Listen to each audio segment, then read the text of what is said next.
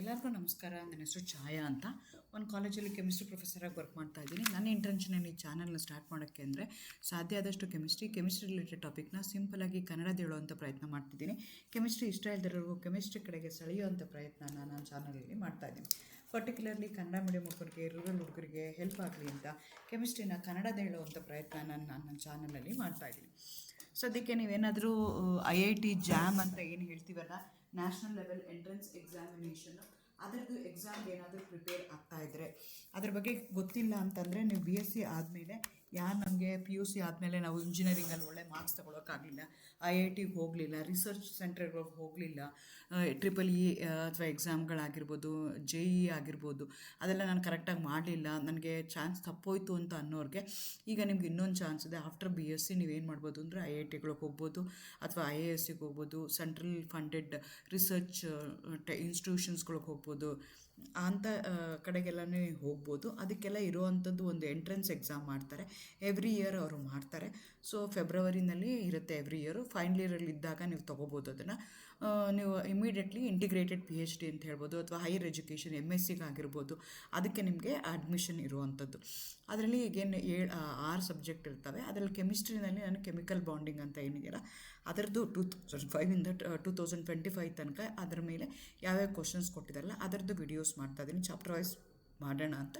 Simple concept, ನೀವು already ಏನು ಓದಿರ್ತೀರಲ್ಲ BScಲಿ, ಆ ಕಾನ್ಸೆಪ್ಟ್ ಮೇಲೇ ನಿಮಗೆ ಅಲ್ಲಿ ಕ್ವಶನ್ಸ್ನ ಕೇಳ್ತಾ ಹೋಗ್ತಾರೆ. ಇವತ್ತಿನ ವಿಡಿಯೋದಲ್ಲಿ ನಾನು ಹೇಗೇನು ಕೆಮಿಕಲ್ ಬಾಂಡಿಂಗ್ ಅಂದ ತಕ್ಷಣ ಅದು ಅಯಾನಿಕ್ ಬಾಂಡಿಂಗ್ ಆಗ್ಬೋದು, ಕೋವಲೆಂಟ್ ಬಾಂಡಿಂಗ್ ಆಗ್ಬೋದು, ಅದೇ ಥರ ಮೆಟಾಲಿಕ್ ಬಾಂಡಿಂಗ್ ಆಗ್ಬೋದು, ಹೈಡ್ರೋಜನ್ ಬಾಂಡಿಂಗ್ ಆಗ್ಬೋದು, ಕೋಆರ್ಡಿನೇಟ್ ಕೋವಲೆಂಟ್ ಬಾಂಡ್ ಆಗ್ಬೋದು, ಯಾವ ಥರ ಬಾಂಡಿಂಗ್ ಬೇಕಾರಾಗ್ಬೋದು, ಎಲ್ಲಾದರೂ ಸೇರಿಸಿ ನಿಮ್ಗೆ ಕ್ವಶನ್ಸ್ ಕೊಡ್ತಾರೆ. ಮಿನಿಮಮ್ ನಿಮಗೆ 3 ಕ್ವಶನ್ ಅಂತೂ ಈ ಚಾಪ್ಟರ್ ಮೇಲೆ ಇದ್ದೇ ಇರುತ್ತೆ.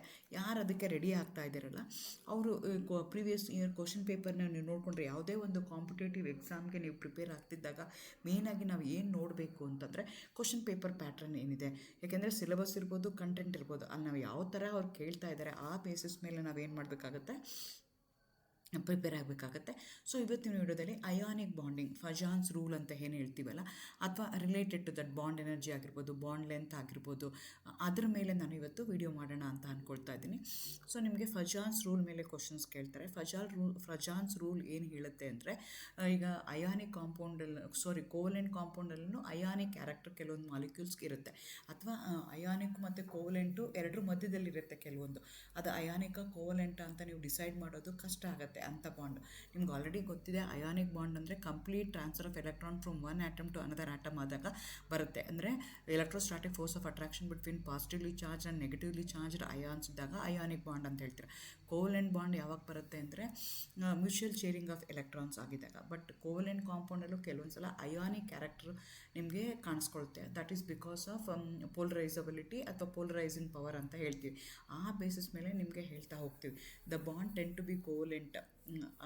ಅದು ಯಾಕೆ ಆಗತ್ತೆ, ಅಯಾನಿಕ್ ಬಾಂಡು ಏನಾಗುತ್ತೆ, ಕೋವಲೆಂಟ್ ಆಗಿ ಕನ್ವರ್ಟ್ ಆಗ್ಬೋದು. ಯಾಕೆ ಅಂತಂದರೆ ಅದು ಯಾವುದ್ರ ಮೇಲೆ ಆಗುತ್ತೆ ಅಂತಂದರೆ, a small cation with high charge ಇದ್ದರೆ, ಅಥವಾ large anion with high charge ಇದ್ದರೆ, cation without noble gas configuration, ಇದೆಲ್ಲ ಇದ್ದಾಗ ಅವೇನಾಗ್ತವೆ ಅಂತಂದರೆ ಕೋವಲೆಂಟ್ ಆಗೋಕ್ಕೆ.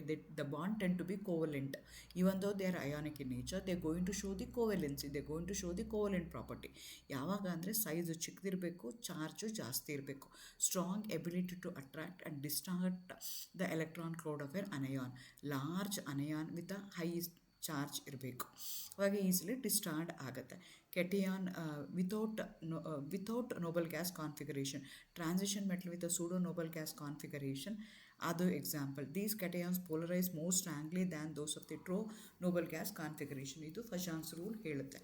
ಅಂದರೆ ಈಗ ಅಯಾನಿಕ್ ವರ್ಸಸ್ ಕೋವಲೆಂಟ್ ಬಾಂಡ್ನ ತೊಗೊಂಡ್ರೆ ಮೋರ್ ಅಯಾನಿಕ್ ಕ್ಯಾರೆಕ್ಟರ್ ಯಾವಾಗಿರುತ್ತೆ ಅಂದರೆ ಲಾರ್ಜ್ ಕೆಟಯಾನು ಲೋ ಚಾರ್ಜ್ ಇರಬೇಕು. ಅದಕ್ಕೆ ಎಕ್ಸಾಕ್ಟ್ಲಿ ಆಪೋಸಿಟ್ ಅಲ್ಲಿ ಕೋವಲೆಂಟ್ ಪ್ರಾಪರ್ಟಿ ಅಂದರೆ ಯಾವುದೋ ಒಂದು ಬಾಂಡು ಯಾಕೆ ಕೋವಲೆಂಟ್ ಆಗುತ್ತೆ ಅಂದರೆ ಅದನ್ನು ಹೇಳಿದೆ. ಇಲ್ಲಿ ಏನು ಹೇಳ್ತಿದೆ, ಯಾವಾಗ ಅಯಾನಿಕ್ ಆಗುತ್ತೆ ಅಂದರೆ ಚಾರ್ಜ್ ಏನಿರಬೇಕು ಕೆಟಯಾನ್ ಮೇಲೆ ಚಿಕ್ಕದಿರಬೇಕು, ಸೈಜ್ ಏನಿರಬೇಕು ದೊಡ್ಡದಿರಬೇಕು. ನಿಮ್ಗೆ ಆಲ್ರೆಡಿ ಗೊತ್ತಿದೆ, ಆಟಮ್ಗೆ ಕಂಪೇರ್ ಮಾಡಿದ್ರೆ ಕೆಟಯಾನ್ಗೆ ಸೈಜು ಚಿಕ್ಕದಿರುತ್ತೆ, ಅದೇ ಥರ ಅನಯಾನ್ಗೆ ಸೈಜು ಜಾಸ್ತಿ ಇರುತ್ತೆ. 2- ಅಂತಂದರೆ ನಿಮಗೆ ಸೈಜ್ ಏನಾಗ್ತಿದೆ ಅಂದರೆ ಜಾಸ್ತಿ ಆಗ್ತಿದೆ ಅಂತ ಅರ್ಥ. ಪ್ಲಸ್ ಬರೋದು ಅಂದರೆ ಸೈಜು ಚಿಕ್ಕದಾಗ್ತಿದೆ ಅಂತ ಅರ್ಥ. ಮೋರ್ ಕೋವಲೆಂಟ್ ಕ್ಯಾರೆಕ್ಟರ್ ಯಾವಾಗ ಆಗುತ್ತೆ ಅಂದರೆ small and highly charged cations, large and easily polarisable anions ಇದ್ದಾಗ. ಎಕ್ಸಾಂಪಲ್ ಈಗ NaCl ತೊಗೊಂಡಿದ್ದೀರಿ. NaCl ಮೋಸ್ಟ್ಲಿ ಅಯಾನಿಕ್ ಅಂತ ಹೇಳ್ತೀವಿ, ಯಾಕೆಂದರೆ Na ಲಾರ್ಜ್ ಸೈಜ್ ಇದೆ, ಆಮೇಲೆ ಲೋ ಚಾರ್ಜ್ ಇದೆ. Cl ಮೈನಸ್ ಮಾಡ್ರೇಟ್ ಸೈಜ್ ಇದೆ. AlCl3 ತೊಗೊಂಡ್ರೆ Al3+3+ ಇರೋದಕ್ಕೋಸ್ಕರ ಸೈಜ್ ಏನಾಗ್ತಾ ಇದೆ, ಚಿಕ್ಕದಾಗ್ತಾ ಇದೆ. ಚಾರ್ಜ್ ಏನಾಗ್ತಿದೆ, ಜಾಸ್ತಿ ಇದೆ. ಸೈಜ್ ಚಿಕ್ಕದಾಯಿತು, ಚಾರ್ಜ್ ಜಾಸ್ತಿ ಆಯಿತು. ಕ್ಲೋರಿನೇ ಇರೋದಕ್ಕೋಸ್ಕರ ಕ್ಲೋರಿನ್ ಈಸ್ ಪೋಲರೈಸಬಲ್, ಹಾಗಾಗಿ ಅದು ಕೋವಲೆಂಟ್ ಆಗುತ್ತೆ. ಅದೇ ಥರ BeF2 ಇದೆ, ಇದು ಅಯಾನಿಕ್ ಆಗುತ್ತೆ. Be2+ ಚಾರ್ಜ್ ಎಷ್ಟಿದೆ, 2+ ಇದೆ. Compare to F minus is small, not easily polarisable, ಹಾಗಾಗಿ. ಅದೇ ಥರ Be(I2) ತೊಗೊಂಡ್ರೆ ಅದು ಕೋವಲೆಂಟ್ ಆಗುತ್ತೆ. Be2+ is strongly polarises the large I-. So ಅದ್ರ ಮೇಲೆ ನಾವೇನು ಹೇಳ್ತೀವಿ, ಇದು ಕೋವಲೆಂಟ್ ಆಗುತ್ತಾ ಅಯಾನಿಕ್ ಆಗುತ್ತಾ ಅಂತ ನಾವು ಹೇಳ್ತೀವಿ. ಅದನ್ನು ಹೇಳಿದ್ದು ನಮಗೆ ಫಜಾನ್ಸ್ ರೂಲ್. ಸೊ ಅದರ ಬೇಸ್ ಮೇಲೆ ಕ್ವಶನ್ಸ್ನ ನೋಡೋದಾದರೆ, among the following compound that has lowest degree of ionic character is ಅಂತ ಕೇಳ್ತಾ ಇದ್ದಾರೆ. ಸೊ ನಮಗೆ ಗೇನ್ ಅಯಾನಿಕ್ ಕ್ಯಾರೆಕ್ಟರ್ ಹೇಳಬೇಕು ಅಂದರೆ ಆ ಕೆಟಯಾನ್ದು ಸೈಜು, ಅನಯಾನು ಸೈಜು, ಅದರದ್ದು ಪೋಲರೈಸಬಿಲಿಟಿ, ಅದನ್ನೆಲ್ಲ ನಾವು ನೋಡ್ಕೋಬೇಕಾಗುತ್ತೆ. Ionic character is inversely proportional to the degree of covalent character. Covalent character increases with the cation has a larger charge, smaller size, which allows it to polarize the electron cloud of an anion effectively. AlCl3 ತೊಗೊಂಡ್ರೆ charge +3 ಇದೆ. ಆಮೇಲೆ ಮೆಗ್ನೀಷಿಯಮ್ಗೆ compare ಮಾಡಿದ್ರೆ ಈಗ ಎಲ್ಲದರಲ್ಲೂ Cl ಇದೆ, ಹಂಗಾಗಿ ಅದ್ರದ್ದೇನು ನಾನು ಯಾವುದನ್ನು ಕಂಪೇರ್ ಮಾಡಬೇಕು, ಕೆಟಯಾನ್ಗಳನ್ನ ಕಂಪೇರ್ ಮಾಡಬೇಕು. ಕೆಟಯಾನ್ಸ್ ಅವ್ರು ಏನು ಹೇಳ್ತಾರೆ, ionic character lowest degree of ionic character ಅಂದರೆ ಆ ಕೋವಲೆಂಟ್ ಆಗಿರುವಂಥದ್ದು ಯಾವುದು ಅಂತ ಹೇಳಬೇಕು. ಕೋವಲೆಂಟ್ ಕ್ಯಾರೆಕ್ಟರ್ ಯಾವಾಗ ಇನ್ಕ್ರೀಸ್ ಆಗುತ್ತೆ ಅಂದರೆ ಕೆಟಯಾನ್ ಸೈಜ್ ಏನಾಗಿರಬೇಕು, ಲಾರ್ಜ್ ಇರಬೇಕು. ಚಾರ್ಜ್ ಏನಾಗಿರಬೇಕು, cation has a large higher charge, smaller size ಇರಬೇಕು. ಸೊ ಇದಕ್ಕೆಲ್ಲ ಇರೋದ್ರಲ್ಲಿ ಯಾವುದು ಸ್ಮಾಲರ್ ಸೈಜ್ ಅಂತ ನೀವು ಕನ್ಸಿಡರ್ ಮಾಡಿದ್ರೆ Al ವಿಲ್ ಹ್ಯಾವ್ +3 ಚಾರ್ಜ್ ಇರುತ್ತೆ, Al3+, ಹಾಗಾಗಿ ಅದು AlCl3 ಆಗಿದೆ. ಸೊ 3+ ಇರೋದಕ್ಕೋಸ್ಕರ that will going to have a smaller size, ಹಾಗಾಗಿ AlCl3 ಇಸ್ ದಿ ಆನ್ಸರ್. ನೀವು ಇದನ್ನು ಕ್ವಿಕ್ಕಾಗಿ ಮಾಡಿಕೊಂಡು ಮಾಡೋಕ್ಕೆ ಬರಬೇಕಾಗುತ್ತೆ. ಅದೇ ಥರ the decreasing order of ionic nature in the following compound ಅಂತ ಕೇಳ್ತಾ ಇದ್ದಾರೆ. ಸೊ ಪೋಲರೈಸಬಿಲಿಟಿ ಪವರ್ ಹೇಗಿರುತ್ತೆ ಅಂತಂದರೆ ಚಾರ್ಜ್ ಮೈನಸ್ Cl ಇರುತ್ತೆ, ಚಾರ್ಜ್ ಮೈನಸ್ ರೇಡಿಯಸ್ ಇರುತ್ತೆ. ಸೊ ನೀವು ಫಜಾನ್ಸ್ ರೂಲ್ ಪ್ರಕಾರ ಚಾರ್ಜ್ ಮೈನಸ್ ರೇಡಿಯಸ್ ಎಷ್ಟಿರುತ್ತೆ ಅಂತ ಕನ್ಸಿಡರ್ ಮಾಡ್ಕೋಬೇಕು. ಸೊ ಅದ್ರ ಮೇಲೆ ನೀವೇನು ಮಾಡಬೇಕಾಗತ್ತೆ, ಯಾವುದಾಗತ್ತೆ ಅಂತ ಹೇಳಬೇಕಾಗತ್ತೆ. According to Fajans rule, if the cation is large and anion is small, then ionic character is higher. So ಅದೇನು ಹೇಳ್ತಾರೆ, ಡಿಕ್ರೀಸಿಂಗ್ ಅಯಾನಿಕ್ ಕ್ಯಾರೆಕ್ಟರ್ ಅಂತ ಹೇಳ್ತಾರೆ. ಸೊ ನಿಮಗೆ ಸೈಜ್ ಡಿಕ್ರೀಸಿಂಗ್ ಅಯಾನಿಕ್ ರೇಡಿಯಸ್ನ ತೊಗೊಂಡ್ರೆ Cs+, K+, Na+, lithium+, down the group ಇದೆ, lithium, sodium, potassium, caesium ಇದೆ. Down the group ಏನಾಗುತ್ತೆ, atomic number ಜಾಸ್ತಿ ಆಗುತ್ತೆ. ಅಟಾಮಿಕ್ ನಂಬರ್ ಜಾಸ್ತಿ ಆದಾಗ ಅಯಾನಿಕ್ ರೇಡಿಯಸ್ ಏನಾಗುತ್ತೆ, ಡೌನ್ ದಿ ಗ್ರೂಪು ಇನ್ಕ್ರೀಸ್ ಆಗ್ತಾ ಹೋಗುತ್ತೆ. ಯಾವುದಕ್ಕೆ ಜಾಸ್ತಿ ಇರುತ್ತೆ, CSಗೆ ಜಾಸ್ತಿ ಇರುತ್ತೆ. ಸೊ ಹಾಗಾಗಿ CF, KCl, NaBr and NaI will be the answer. ಆ ರೀತಿಯಾಗಿ ನೀವು ಅಲ್ಲಿ ಡಿಸೈಡ್ ಮಾಡಬೇಕಾಗತ್ತೆ. Among lithium, nitrogen, carbon, oxygen, which element has the highest first ionization energy ಅಂತ ಕೇಳ್ತಾ ಇದ್ದಾರೆ. ಅಯನೈಸೇಷನ್ ಎನರ್ಜಿ ಯಾವುದ್ರ ಮೇಲೆ ಡಿಪೆಂಡ್ ಆಗುತ್ತೆ ಅಂದರೆ ಎಲೆಕ್ಟ್ರಾನಿಕ್ ಕಾನ್ಫಿಗರೇಷನ್ ಮೇಲೆ. ಆ ಫೀಲ್ಡ್ ಅಥವಾ ಕಂಪ್ಲೀಟ್ಲಿ ಫೀಲ್ಡ್ ಇದ್ದಾಗ ಅದರಲ್ಲಿ ಎಲೆಕ್ಟ್ರಾನ್ನ ರಿಮೂವ್ ಮಾಡಿದಾಗ.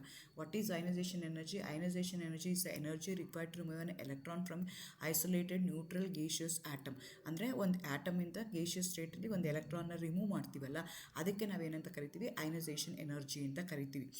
ಯಾವುದಕ್ಕೆ ಹೈಯೆಸ್ಟ್ ಅಯನೈಸೇಷನ್ ಎನರ್ಜಿ ಇರುತ್ತೆ ಫಸ್ಟ್ದು ಅಂತಂದರೆ, ನಿಮ್ಮದು ಎಲೆಕ್ಟ್ರಾನಿಕ್ ಕಾನ್ಫಿಗರೇಷನ್ ಆ ಫೀಲ್ಡ್ ಇತ್ತು ಅಂದಾಗ ಒಂದು ಎಲೆಕ್ಟ್ರಾನ್ ರಿಮೂವ್ ಮಾಡ್ತೀವಿ ಅಂತಂದರೆ ಕಷ್ಟ ಆಗುತ್ತೆ, ಅಥವಾ ಕಂಪ್ಲೀಟ್ಲಿ ಫೀಲ್ಡ್ ಇದ್ದಾಗ ಇಲ್ಲಿ ಲಿಥಿಯಂ, ನೈಟ್ರೋಜನ್, ಕಾರ್ಬನ್, ಆಕ್ಸಿಜನ್ ಅಂತ ತೊಗೊಂಡ್ರೆ ಎಲೆಕ್ಟ್ರಾನಿಕ್ ಕಾನ್ಫಿಗರೇಷನ್ ತೊಗೊಂಡ್ರೆ ನೈಟ್ರೋಜನಲ್ಲಿ ಏನಾಗುತ್ತೆ 2p3 ಇದೆ, ಆಕ್ಸಿಜನಲ್ಲಿದೆ 2p4 ಇದೆ.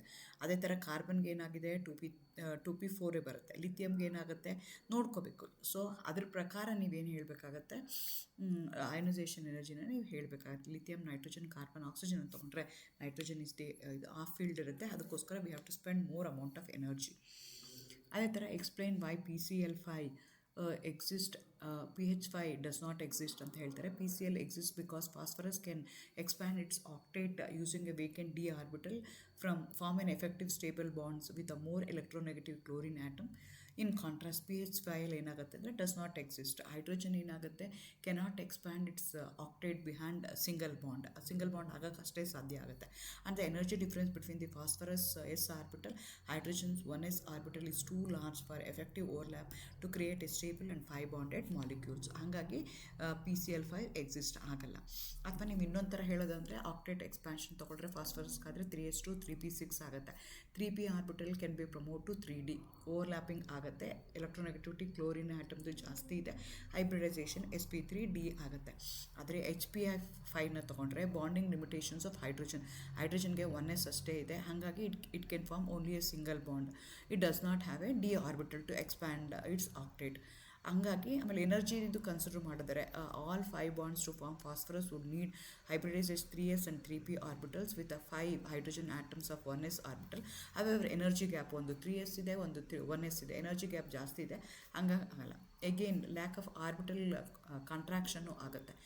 Hydrogen is not an electronegative enough to pull the electron density from the phosphorus, as in the case of chlorine.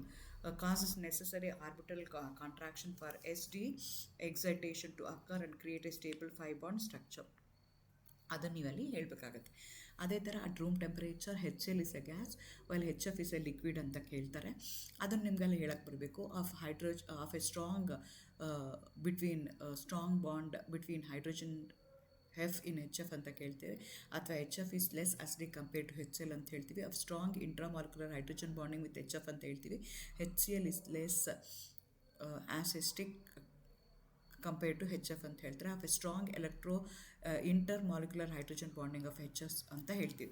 So hydrogen bonding ಆಗಬೇಕು. HCl does not have an hydrogen bond at all. Hydrogen ಬಾಂಡೇ ಇಲ್ಲ ಅಲ್ಲಿ. ಯಾಕೆ ಅಂದರೆ chlorine is a ಯಾವಾಗ hydrogen bonding ಆಗಬೇಕಾದ್ರೆ hydrogen should be attach to a more electronegative of smaller size ಇದೆ. So HCl hydrogen bonding ಇಲ್ಲ, HF ಅಲ್ಲಿ ಹೈಡ್ರೋಜನ್ ಬಾಂಡಿಂಗ್ ಇದೆ because of hydrogen bonding. Again hydrogen ಬಾಂಡಿಂಗಲ್ಲಿ 2 ಥರ ಇರುತ್ತೆ, ಇಂಟ್ರಾಮಾಲಿಕ್ಯುಲರ್, ಇಂಟರ್ ಮಾಲಿಕ್ಯುಲರ್ ಅಂತ. ಇಲ್ಲಿ ಏನಾಗ್ತಿದೆ, ಇಂಟರ್ ಮಾಲಿಕ್ಯುಲರ್ ಹೈಡ್ರೋಜನ್ ಬಾಂಡಿಂಗ್ ಆಗ್ತಾ ಇದೆ. ಅದಕ್ಕೋಸ್ಕರ ಅದು ಲಿಕ್ವಿಡ್ ಆಗುತ್ತೆ. ಒಂದು ಲಿಕ್ವಿಡ್ ಇರುತ್ತೆ, ಇನ್ನೊಂದು ಗ್ಯಾಸ್ ಇರುತ್ತೆ ಅಂತ ನಾವು ಹೇಳ್ತೀವಿ. Diatomic molecules that have 2 pi bonds are ಅಂತ ಕೇಳ್ತಾರೆ. BeC2N2O2 ಅಂತ. N2 has a triple bond made up of 1 sigma and 2 bonds. C2 has 2 pi bonds and no sigma bonds, making a double bond that consists of 2 pi bonds. ಹಾಗಾಗಿ N2C2 is the answer. O2ನಲ್ಲಿ 2 sigma bond ಇರುತ್ತೆ, 1 pi bond ಇರುತ್ತೆ. B2ನಲ್ಲಿ 1 sigma bond, no pi bond ಇರುತ್ತೆ. ಹಾಗಾಗಿ that will be the answer. ನೀವು ಆ structure ಬರೆದು ಇದು ಡೈರೆಕ್ಟ್ ಕ್ವಶನ್ ಇದೆ, ಇದು ಆನ್ಸರ್ ಮಾಡ್ಬೋದು. The bond angle in PB3 is 101 degree. The percentage of S character in the central atom ಅಂತ ಕೇಳ್ತಾರೆ. percentage of S character ಹೇಳಬೇಕಾದ್ರೆ using the formula cos theta is equal to S divided by S minus 1. Theta ಕೊಟ್ಟಿದ್ದಾರೆ, ನಾವೇನು ಮಾಡಬೇಕು, S ಎಷ್ಟಿದೆ ಅಂತ calculate ಮಾಡಬೇಕು. cos theta is equal to ಎಷ್ಟು ಬಂತು, S minus 1. S ಸಿಂಪ್ಲಿಫೈ ಮಾಡಿದ್ರೆ 0.160 ಬರ್ತಾ ಇದೆ. ಪರ್ಸೆಂಟೇಜ್ ಕೇಳ್ತಾ ಇದ್ದಾರೆ, ಪರ್ಸೆಂಟೇಜ್ ಆಫ್ ಎಸ್ ಕ್ಯಾರೆಕ್ಟರ್. ಇದು ಡೈರೆಕ್ಟ್ ಕ್ವಶನ್ ಇದೆ, ಆನ್ಸರ್ ಕೊಟ್ಟಿಲ್ಲ ಅವರು. S into 100 ಮಾಡ್ತೀರಾ, ಆವಾಗ ಪರ್ಸೆಂಟೇಜ್ ಅಂತ ನಿಮಗೆ ಬರುತ್ತೆ. ಸೊ ಈ ರೀತಿಯಾದಂಥ ಕ್ವಶನ್ಸ್ ಕೇಳ್ತಿರ್ತಾರೆ ಕೆಮಿಕಲ್ ಬಾಂಡಿಂಗಲ್ಲಿ. ನೀವು ಯಾವ್ಯಾವುದಕ್ಕೆ ಹೈಲೈಟ್ ಮಾಡಬೇಕು ಅಂದರೆ majority covalent bond, ionic bond compare ಮಾಡಿದ್ರೆ ಫಜಾನ್ಸ್ ರೂಲ್ ಓದಬೇಕಾಗತ್ತೆ. ಕೋವಲೆಂಟಿಗೆ ಕಂಪೇರ್ ಮಾಡಿದ್ರೆ ಸೈಜ್ ಆಗಿರ್ಬೋದು, ಶೇಪ್ ಆಗಿರ್ಬೋದು, ಹೈಬ್ರಿಡೈಸೇಷನ್ ಮೇಲೆ ನೀವು ಫೋಕಸ್ ಮಾಡಬೇಕಾಗತ್ತೆ. ಅದೇ ಥರ ವೆಸ್ಪಾರ್ ಥಿಯರಿ ಮೇಲೆ ಫೋಕಸ್ ಮಾಡಬೇಕಾಗತ್ತೆ. ಎಷ್ಟು ಲೋನ್ ಪೇರ್ ಇದೆ, ಎಷ್ಟು ಬಾಂಡ್ ಪೇರ್ ಇದೆ ಅಂತ ನೀವು ಫೋಕಸ್ ಮಾಡಬೇಕಾಗತ್ತೆ ಕೋವಲೆಂಟ್ ಬಾಂಡಿಂಗಲ್ಲಿ. ಹೈಡ್ರೋಜನ್ ಬಾಂಡಿಂಗ್ ಆಯಿತು ಅಂತಂದರೆ ಮಾಲಿಕ್ಯೂಲ್ಸ್ ಕೊಟ್ಟು ಹೈಡ್ರೋಜನ್ ಬಾಂಡಿಂಗ್ದು ಕ್ವಶನ್ಸ್ನ ಕೇಳ್ತಾರೆ. ಅದೇ ಥರ ಮೆಟಾಲಿಕ್ ಬಾಂಡಿಂಗ್ ಮೇಲೂ ಅವರು ಕ್ವಶನ್ಸ್ ಕೇಳ್ತಾರೆ. These are the questions they going to ask with the chemical bonding. ಇದುವರೆಗೂ ನಾನು 2005ಇಂದ 2025 ತನಕ ಯಾವ್ಯಾವುದು ಕ್ವಶನ್ಸ್ ಕೆಮಿಕಲ್ ಬಾಂಡಿಂಗಲ್ಲಿ ಕೇಳಿದರೆ ಎಲ್ಲ ಕ್ವಶನ್ಸು ನಾನು ಏನು ಮಾಡಿದ್ದೀನಿ, ಈಗ ಅಪ್ಡೇಟ್ ಮಾಡಿದ್ದೀನಿ, ಎಲ್ಲ ಕ್ವಶನ್ಸು ಸಾಲ್ವ್ ಮಾಡಿದ್ದೀನಿ. ನೀವು ಇದನ್ನು ಓದ್ಕೊಂಡ್ರೆ ನಿಮಗೊಂದು ಐಡಿಯಾ ಬರುತ್ತೆ ಯಾವ ಥರ ಕ್ವಶನ್ಸ್ ಬರುತ್ತೆ ಅಂತ. ನೀವು ಪ್ರಿಪೇರ್ ಆಗೋಕ್ಕೆ ಈಸಿ ಆಗುತ್ತೆ. All the best, good luck.